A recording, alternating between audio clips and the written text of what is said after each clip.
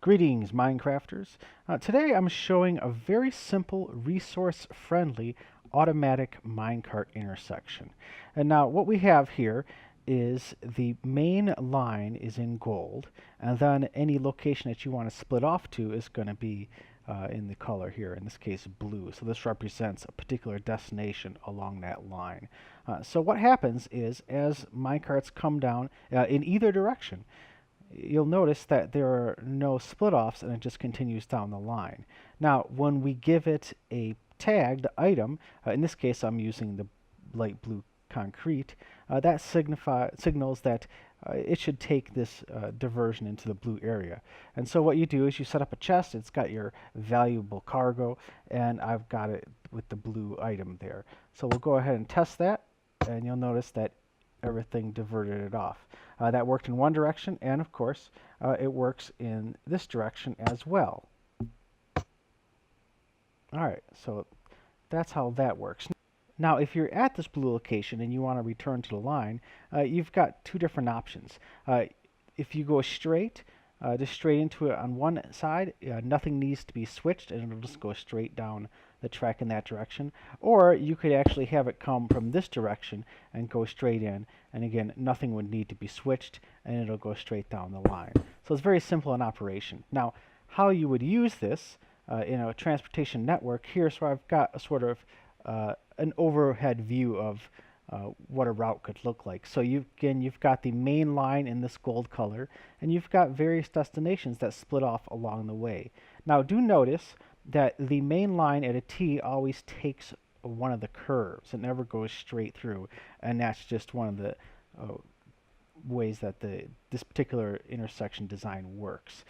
And so if you wanted to send a minecart, say coming from this direction, and you want it to go to blue, you give it the blue concrete as an item. It'll get to the first intersection, and the item filter will not read it, so it'll skip it.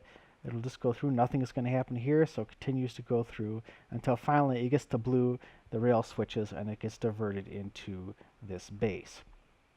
Now, exiting the base, as I said before, you've got two options, but let's say I wanted to go from blue and go to the red destination. So you can take the option where you have two different directions. You can send it off down the line and just pick the correct one, or you can sort of designate a primary direction that the network runs in. So let's say it's going this way. I can put a loop at one end so that even if I don't have to pick a destination, it just goes down the primary direction.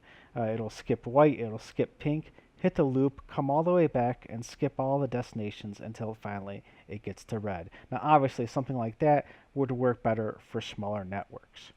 And so now, because this is such a simple automated intersection, you've got a number of limitations. This is only going to be suitable for, maybe one minecart at a time. It's not going to handle multiple minecarts too well. And you're also not going to get really extensive programmed routes with multiple destinations. Now, I've got videos for that in some of the other tutorials that I've done where I've experimented with working on programmable routes and doing some more fancy things. But the primary benefit of this style of intersection is that it is very resource friendly. It only takes a couple hoppers and just a few redstone components, and it'll work in both directions. Alright, I'm going to go ahead and do a little tutorial now. So what I'm starting off with here is just a 3x3 loop, and now we're going to have to designate where our main line route is going to be. So I'm just going to pick these two directions here. Remember, it does have to be on the curve of the T intersection. And so now we'll go ahead and say one of these is the destination there. Okay, so we're going to put some rail. I like to put powered in the middle just because I find that it keeps the speed up. This is a little bit of a timing sensitive system. So, and I'll show you, there's some tweaks you can do to deal with that if you need to adjust the timing. And so this is going to be our route, and now we're going to go ahead and see which of these intersections we need to change. So these are their default positions, and this is not the arrangement that we want. So I'll show you how to make some of those adjustments.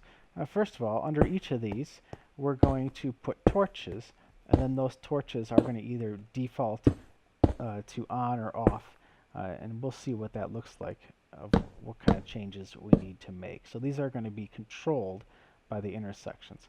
Okay, so we're going to need a couple adjustments here, but for now we're going to go ahead and put the hoppers in, and I'll show you what we need to do. Alright, so the first hopper, you want it going into a block because you want this to not actually flow anywhere. For the next hopper down, you can actually put it off to the side here like this, so that if we did want to put some kind of item destruction or maybe a chest to capture the items that we're going to use for the tagged code, we'll just do that, but we're going to leave it without one for now. But now we're going to do an item filter, and this is going to be a little bit simpler than a traditional tile item filter. And the reason for that is that this is actually going to be quicker than a normal item filter, and that speed can be important. So I've just done 3 blocks out here like this. We'll put a comparator coming out, and then we're going to do 2 redstone and a torch, and then down to this redstone here, which is going to power right into this block and keep this hopper locked. Now for our torches, we're going to have to figure out if we want the default torch to be on or if we want it to be off. But essentially we'll look at the intersections that we have here and figure out which way to go. So the correct orientation is for this to all be continuous. So this one's correct and this one's incorrect. And so for the correct one, what we're going to do is we're actually going to use the unpowered portion of this line. We've got unpowered up there and powered down there. And so when we're using the unpowered, we're just going to come off like this and then straight into the torch. So we'll use a repeater because we're going to need to boost that signal when it gets triggered, and we'll just go straight in like that. So that one's that way. Now for this one, this is reversed. So in this case, we're going to use the powered line, and we're just going to go straight in just like that. We don't need a repeater for this one because we're actually using the power from the torch. And so now this is reversed, and now we've got the correct orientation of that. Now for this final intersection, we need to figure out in this normal configuration, we're going to either match one of these 2 torches, and in this case it's correct already, so we're going to match the unpowered, and we'll just go ahead and do a repeater on 2 ticks coming from that one. If this was actually reversed, we'd want to go from the inverted torch, and we'd do the repeater coming from this side instead, like that. But that's not what we want in this particular layout. Alright, so that's actually the whole circuit. Now we just got to give it a coded item, and for something that's in a stack of 64, it's 22 items. So, and that'll actually tick down and so on. So 18, 19, 20, 21, 22. And then when an item goes in, it'll automatically flip the switches. Now, it's possible you may have to adjust the timing. This is sort of set by default for a pretty moderate to high minecart speed, and it should be working out okay. So let's give it a little quick test. As you can see, if nothing happens, it's just going to take that route. If it doesn't have an item that goes in here, it'll skip it. So let's give it a little powered rail here, and see if we can get it to go in action.